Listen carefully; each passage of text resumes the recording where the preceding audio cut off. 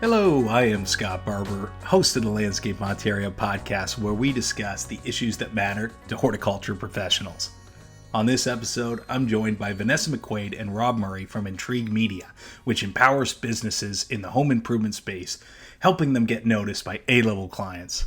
We're going to touch on their growth on purpose concept, which they're going to go into in full in their interactive and really fun session at Congress Conference in January. They spoke at Congress in the past, and if you've seen them, you know they bring a great energy. You should definitely check it out. They really know their stuff, and their passion for the landscape industry is palpable. Visit locongress.com for details. I hope to see you there. But first, please enjoy our conversation. It's coming up next. Are you new to the horticulture and landscape profession? Are you looking to improve your skills and build your qualifications? Or are you an employer looking to support, upskill, and retain your team? Registering for the Horticultural Technician Apprenticeship Program is an excellent way to further your career in a field you love while still earning a paycheck. As an employer, you'll benefit from your team members' new skills, increased job satisfaction, and ultimately supporting your staff retention. Apprenticeship is a combination of on-the-job training provided by your employer and in-class training at Fanshawe, Humber, or Algonquin College. Financial incentives and grants are available along the way to help cover costs for both apprentices and employers. And the best part? Landscape Ontario is here to support you at every step along the way. So what are you waiting for? Learn more, attend one of our info sessions, or register at our website, horticulturetechnician.ca.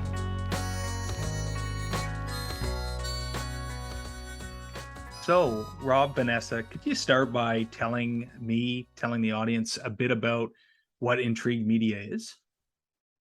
Yeah, for sure. Happy to. What we are is a committed group of people that want to help entrepreneurs, win. So how do we do that? Our purpose at Intrigue is empowering leaders to strengthen communities. It's kind of ingrained in everything that we do. Our goal is to support entrepreneurs to build businesses that are bigger, faster, stronger, so that at the end of the day, they're the folks that hire families and communities that support the local soccer teams, that make the world go round. And so in our experience doing this for almost 15 years plus, it's kind of like under supported. And when it comes to marketing and helping folks grow their business on like the revenue side, it's kind of tough to tell like who you can trust and like who does a good job and who doesn't, until you start working and paying lots of money. So like I mentioned, we started this in 2006, technically according to any government, 2007. And there was two of us, co-founder Paul and myself. Vanessa joined us in 2012. Now also an owner in the company. And so we're a digital marketing company that focuses on the home improvement and construction space with a niche very specifically geared towards supporting landscape entrepreneurs. Essentially, what she always says, one of our team members, make more money and have more fun. That sounds pretty good. We all need to do that. And of course, Landscape Ontario, as you guys know, having been involved with our Congress conference over the years, we have lots of those small medium business size businesses that are that, just like you said, these are often family businesses. These are people that employ a lot of folks across Ontario. And so I want to talk about, if we could, shift into, what you guys are going to be discussing at Congress this year in January, the conference, which is the growth on purpose idea. Could you both sort of describe what that means? What are you going to be describing at the conference? Yeah, for sure. So I'll give you like a kind of a cursory summary and dive into a couple of spots. Vanessa's going to be presenting on a couple of spots, so we can kind of hit this up from both of us. But the whole idea of growth on purpose is to build a company that isn't dependent on the entrepreneur to function day in, day out and deliver world-class customer experience. So there's two kind of fundamental components there. One is it's no longer dependent on the entrepreneur to run the day-to-day, and that customers and clients receive world-class experiences. And so we've built a framework around not only how we've built our own company, but helped hundreds, if not thousands of entrepreneurs do this.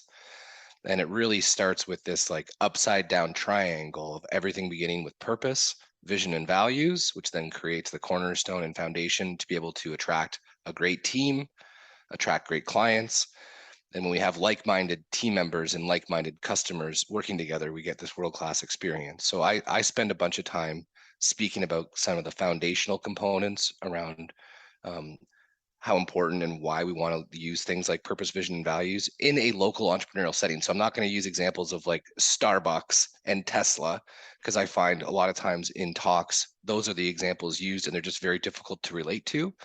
We're going to talk about like local organizations that are like aspiring to make the world a more beautiful and safe place through landscaping, and how that turns into a really great platform for recruiting awesome team members and attracting great clients. Then Ness is going to talk about the attracting clients piece, so I can maybe pass it over to you to Sure. speak to Yeah. that. Yeah, for sure. And then on the attracting A clients, and that's more on the marketing side of things. But if you're built off that purpose and who you're trying to attract, then you ultimately are going to attract the right clients that you enjoy working with and want to come to work every day and continue to serve, opposed to the ones that make you want to rip your hair out. So we go through not only how to generate more leads, because a lot of those in the landscape space, especially in the last couple of years, haven't necessarily needed an increased quantity of leads, but really around the idea of how do you tailor your message to speak to the audience that you want to go after so that you can get more of the right clients, more of those that you would replicate over and over again, which is A clients, awesome clients. And that's really the focus on the marketing side. So quality over the quantity side. Absolutely. That's definitely key. And you mentioned too, is the same idea on the recruiting of teams as well. That I know for landscape contractors across Ontario, probably certainly across Canada and beyond, I'm sure, like many skilled trades have, a really challenging time recruiting and then retaining good quality staff members. Could you talk about where that comes into this mindset or strategy? Yeah, for sure. So there's a whole bunch of layers to it. It's a complex thing, right? One side of the coin is there's a lot of folks in landscape space saying there's nobody to come. And even when we do hire them, they don't necessarily show up. They show up for 2 days and they don't come back. So finding people is very difficult. Unemployment rate's super low. Now, the economic climate that we're about to move into over the next 6 to 12 months, that's going to change. So I think there's an opportunity coming in front of us to grab some really great talent. But if we just go back and just sit in the situation that we're in today of a lot of people having a really hard time finding great people, I think there's this huge opportunity for leaders to step up and attract awesome people. People when they go to work, you, me, everybody, we want to grow. We want to be part of something bigger than us. We want to have purpose. We want to have autonomy in how we do things. We want to work with a great team. We want to be in a good environment. We want to be, fostered. We want to be in a safe place. There's all these things. And so as a leader, if we can start to live out an authentic purpose of like what we believe in every day. So at Intrigue, I said we empower leaders to strengthen communities. It's in our DNA, whether I'm here or anybody, there's routines, habits, and traditions that bring that to life. People that believe in that idea and that love those routines, habits, and traditions love this place. They thrive. Now, that's not true for everybody. Some people come in, they're like, oh my God, what is this? And then they leave because it's self-selected, and that's okay too. But I think a lot of times people are starting or trying to recruit on like good pay, benefits, good hours, career development. And it's not necessarily leveraging the things that people really want, which is a bit more, if you remember the Maslow's hierarchy of needs, we're going to address this in the talk, but it's kind of like this leadership crisis. If we can start to realize that for the first time in history, a 35-year-old person can quit their job and go home to their parents, and it's okay. So the necessity of a paycheck to put food on their table and a roof over their head isn't nearly what it was 30 years ago. And what we look at, if we look at Maslow's hierarchy of needs, there's physiological needs, which is like straight up food, water. There's safety needs, having clothes on our backs and roofs over our heads. And then there's social needs and esteem needs. And then eventually there's like self-enlightenment or empowerment needs. And they can't be fulfilled until the one below it has been. But the first two are fulfilled regardless of whether you have a job. So trying to get people to stick in a gig because they're getting paid just doesn't cut it anymore. So as leaders, we have to help our team grow. We got to step up as leaders to provide really great environments, build places where people can get their social needs met, where they can get their self-esteem needs met. And we're going to walk through a whole bunch of like tools and tactics on how you can go about doing that. And like, one of the questions we'll ask the group is just like, if you had to rehire your team, would you enthusiastically rehire everybody on your team? And so we'll see how they respond to that. But like when you get to 70, 80, 90% of the people on your team are yeses, well, that actually creates this like all-star environment. Like everybody wants to go play for Golden State because they're amazing. And then when you create that high performance organization, people want to go. It's attractive. So there's a whole bunch of kind of pieces to the puzzle, and we're going to break it down in a model that I think people can use like tactically and like leave with some like real actionable takeaways. That sounds really great. As you know, it definitely is probably, certainly in the landscape space, issue number one is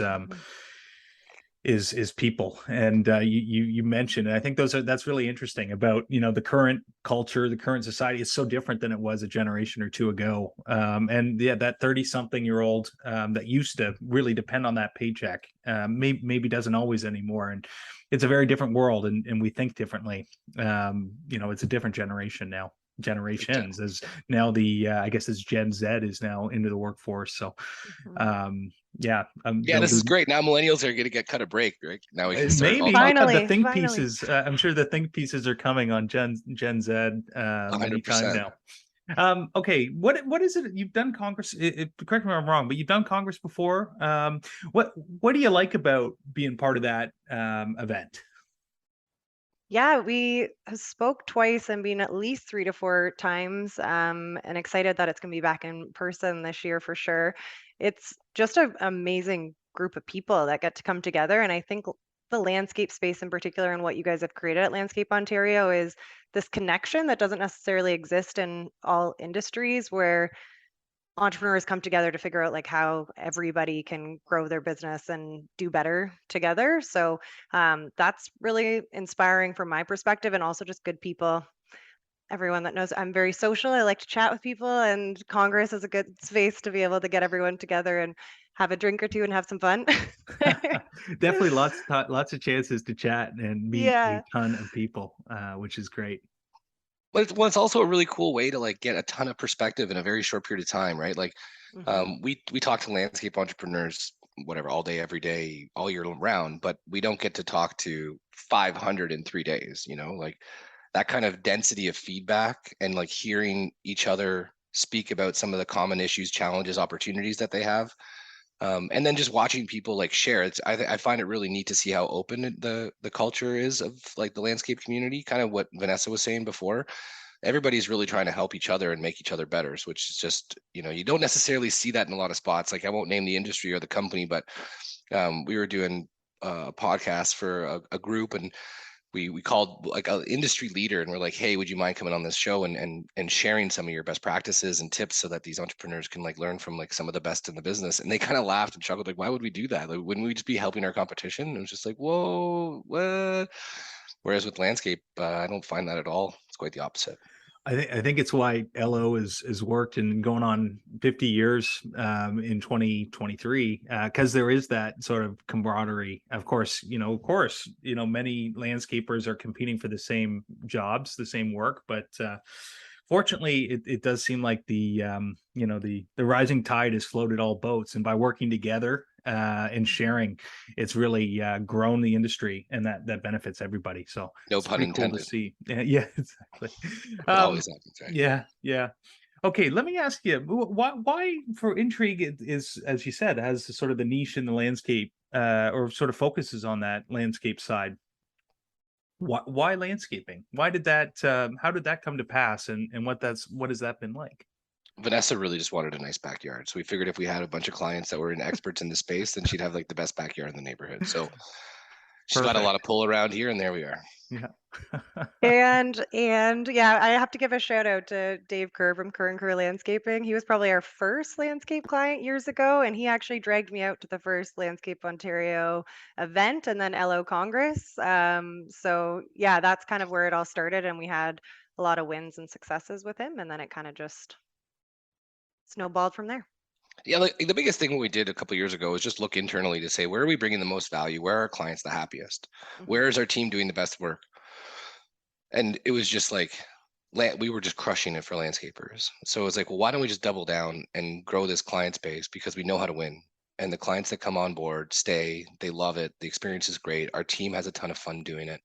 And we're all like making money and having fun, So, and then there's this like neat thing with landscapers in Canada and the US and all across the world. But if you consider the industry, it's responsible for how our countries look. Like you drive through an urban area or a suburban area or even a rural area, landscapers are part of the aesthetic of our environment. And I think they get a bit of a short stick, like the short end of the stick or the short straw, however you want to describe it, in terms of like the nobility of the actual profession. But it's so important. And man, especially folks that are in snow, there's nothing more important than people that get rid of snow. And at least you hear it from people when it's not gone. And I just think that they're just like, I don't know, really cool group of folks that are making a difference and in a really, really cool way. We also love being outdoors all the time. Yeah, that doesn't hurt either. And yeah, the aesthetic part, and then of course, our cities need those green spaces. We need, not just beautiful but functional green spaces to help keep our cities cool, clean our air, sequester carbon. I mean, it really does go on and on. You talk about purpose. And I'm sure you hear a lot more and more people that talk about some of the things I just mentioned in terms of their purpose and perhaps in terms of the purpose of the folks that are coming into their companies. What are you hearing, or what have you been hearing from landscapers, your clients, about about what's working for them when it comes to that purpose side that you mentioned? Well, I mean, to be quite honest, a lot of them don't have it. They haven't taken the time to articulate it. And we would love if people spent more time working on that stuff because it can really um unleash potential. But then there's a couple of folks that do, and they run really great ships, and their teams are having a lot of fun, and their clients are having great experiences. But I would say out of 10 clients, one would have a well articulated purpose and authentic core values, meaning they live them authentically day in and day out, not just have them written down on a memo or on a boardroom wall. I find a lot of folks when going through core values, us included, and lots of clients, not just landscapers, know they need to have core values. So they go through the exercise and they pick a lot of words that they like. They don't necessarily have like teeth in terms of like them being lived day in and day out. So they kind of go stale and they kind of don't have a lot of meaning. Whereas I find if people are a bit more real with like what it is they actually believe in, and we're going to go through an exercise with people at the show. But like one of the things we talk about with entrepreneurs is, and I mean, this is probably not for the audience. This probably doesn't apply to them. It's just other people. But every once in a while, there'd be an entrepreneur who'll be working with their team, and somebody will do something so bad that they'll shake their head and go, "Oh my God, what are you doing?" Like they might not even say anything. They'll just cringe. Their blood will boil, and they'll be like, "How could you possibly do that?" Like one time, we had somebody mention in a group setting that they were watching YouTube videos, and their favorite YouTube video. This is all while at work for hours, and it's just like, how could you possibly think it's okay to communicate like that? And realizing that accountability and getting our stuff done and doing what you say you're going to do when you say you're going to do it's really important values here. But I find that if you look at the things that really make your blood boil, it's the opposite of that. That is where a core value lives authentically. And I found working with a bunch of entrepreneurs over the last couple of years with that lens has really helped them understand how to identify core values that are like of like authentic, meaningful value for a company. So I think that's a really important piece. That's a really cool way of looking at it. And I'd love to be there to hear some of those cringe moments too from a group, because I'm sure in a group at a place like the Congress Conference. Yeah, like like ones. when you come back after a day of being out on the field and you leave the truck with no gas. Yeah, exactly. Yeah, People I'm love sure. that. But that's a lack of accountability, and you're not taking care of your team because the next day someone's going to come in and have to deal with your mess. So there's some core value there that's probably making people stoked. Absolutely. Let's stick with that in terms of what you're hearing. So where, you mentioned it earlier, Rob, about we're likely moving into a different period than we've been in, and from an economic sort of perspective. What are you hearing from clients right now, and I guess what are you telling them as we enter sort of maybe a trickier period? And actually, you talked about opportunities. Maybe there's opportunities there too. Lots of opportunities. Ness, do you want to take this one? You want me to go first, and then you can add to it, or what? Yeah, just like around the changing economy and Maybe Exactly. the feel of leads slowing down that we've seen across the industry, not as they're still great, but it's just that impending, like it's slowing down compared to what we've seen over the last couple of years. So I think you had a couple pieces there, Rob, on HELOC and Yeah. So I mean, yeah. like we're seeing like, so this time last year, a bunch of people were booked until the end of August already. Mhm. Now we're hearing people that are booked till the end of May. So essentially what we see is we see three type of kind of personalities popping up right now. One is saying the sky is falling. I better start hoarding my cash and I'm going to brace for the storm. Um, Other folks are saying things like, hey, I know it's going to get soft. I want to sharpen my sword. So I'm going to strengthen my sales process. I'm going to make sure I'm strategically positioned in the marketplace to go after higher value clients that aren't going to be affected as much by this recession. And then we've got other people that are just completely ignoring it. They're just like, everything's fine. I'm booked till the end of May next year. This is just, it's not going to impact me. I don't need any help. None of them are wrong, right? But what we've seen time and time again through 2007, 8, 9, the recession that happened then, COVID was a great example too. Everybody who left the market when the economy kicked back, they were left in the dust. Everybody who stayed in market and like either doubled down or just maintained their position in terms of like ad spends and the way that they're marketing to their customers and using the email and all the tools that they have available to them came out stronger than ever. And we usually find there's a consolidation that happens because there's a bunch of people that can't afford a downturn. And so the strong companies at good cash positions, like the best strategy for a recession is cash. If you don't have cash flow, you don't have a company. And so I think that's one thing that from a fundamental perspective is making sure that you've got good forecasting on cash flow. But from a marketing perspective, and Vanessa just alluded to this idea, we're hearing people like up to 90% of their clientele last year were working on projects paid for by a home equity line of credit. And so that the cost of that HELOC vehicle or home equity line of credit vehicle is going way up. We all know that. And it's not going to stop. There's going to be another interest rate hike in November, December. So then, well, what can you do about that? One is you might have to try to find cheaper financing options for your customers, which I'm not sure is the best idea because money's going to be expensive. But a great way to do that is to focus on a higher end clientele. And there's a bunch of ways to position yourself. Niching a customer segment is a really important piece. Like a lot of landscapers say like that they're a full service landscape company, which means very little to the customer because there's a lot of things that could mean, there's a lot of things it doesn't mean. Anyway, whatever. But if I'm a landscaper that's specialized in suburban landscapes, specifically in a geography, I can leverage the fact that I understand how to make the most out of a medium-sized space. Or if I'm a landscaper in an urban setting, I can make the most out of a tiny space. And I can tell you how great we are and how well we know your city that you live in and what we've done in your city and show off great spots that look just like yours. Or if, I'm just using space as one of the ways to niche. If you're a rural landscaper or you want to go after cottages, estates, second homes, then you can, because those three customer segments all have different problems. And the biggest thing that I think this is true regardless of economic period is that the vast majority of customers that before they work with us and just period, all their marketing material is about them.